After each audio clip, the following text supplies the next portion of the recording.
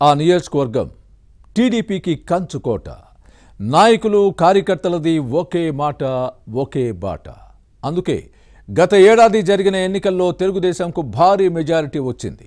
అటువంటి నియోజకవర్గ తెలుగుదేశంలో ఇప్పుడు లుకలుకలు మొదలయ్యాయి. సొంత పార్టీ నాయకులే ఎందుకు కారణం? ఎమ్మెల్యేతో పాటు నియోజకవర్గ వ్యవహారాలను పర్యవేక్షిస్తున్న ద్విసభ్య కమిటీ సభ్యుడిపైన ఆరోపణలు వచ్చాయి. చివరకు విచారణలో అవన్నీ నిరాధారమని తేలిపోవడంతో సదరు నాయకులు ఇరుకున పడ్డారు. ఈ ఎపిసోడ్పై పార్టీ నాయకత్వం సీరియస్గా ఉంది. ఇంతకీ ఏదా నియోజకవర్గం, ఏంటా కథ? Was the story?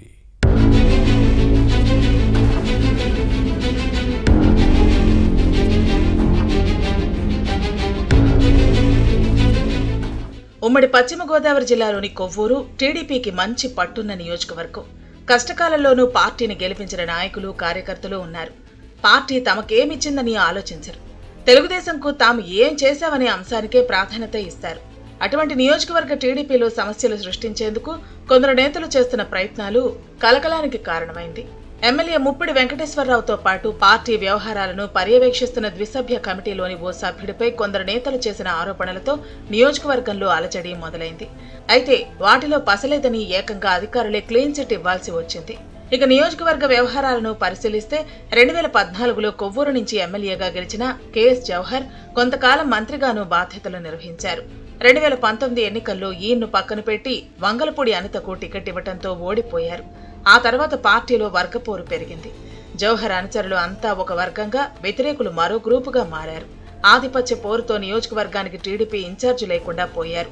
గ్రూప్ వారు శృతిమించడంతో నియోజకవర్గ వ్యవహారాల పరిశీలనకు ద్విసభ్య కమిటీని నియమించింది అధిష్టానం. కమిటీ సభ్యులుగా కంటమణి రామకృష్ణ, జొన్నలగడ్డ సుబ్బరాయ చౌదరికి బాధ్యతలు అప్పగించింది. దీంతో పార్టీ శ్రేణులు ఒక తాటిపైకి వచ్చినా అడపాదడపా వర్గపోరు బయటపడుతూనే ఉంది. అటువంటి సమయంలో 2024 ఎన్నికలు రావడంతో అసెంబ్లీ టికెట్ కోసం నేతల్లో వర్గపోరు మొదలైంది.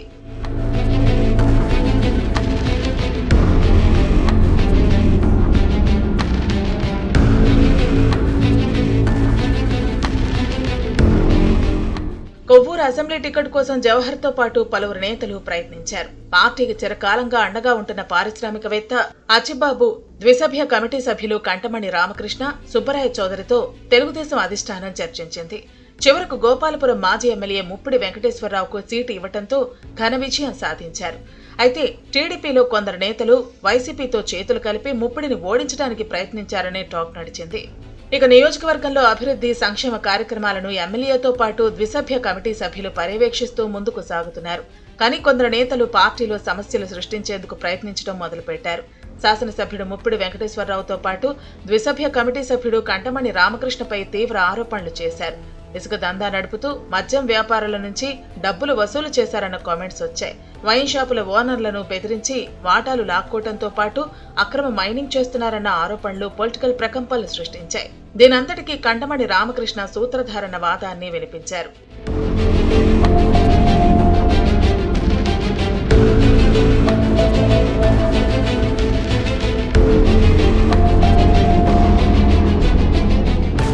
టీడీపీ నేతలపై సొంత పార్టీలోని ఓ వర్గం చేసిన ఆరోపణలు వైసీపీకి అస్త్రాలు ఇచ్చినట్టు అయింది. పార్టీ ప్రతిష్టకు నష్టం జరిగింది.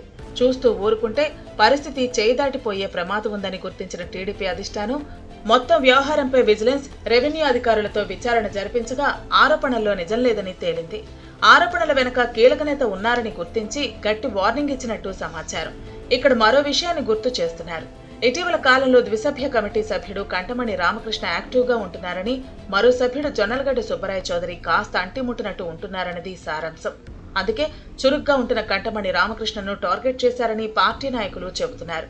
పార్టీకి అండగా ఉంటున్న పారిశ్రామికవేత్త అచ్చిబాబు, ఎమ్మెల్యే ముప్పిడి వెంకటేశ్వరరావు, కంటమణి రామకృష్ణ సమన్వయంతో నియోజకవర్గంలో పనిచేస్తుంటే ఈ ఆరోపణలు ఏంటని కొందరు నాయకులు గట్టిగానే ప్రశ్నిస్తున్నారు.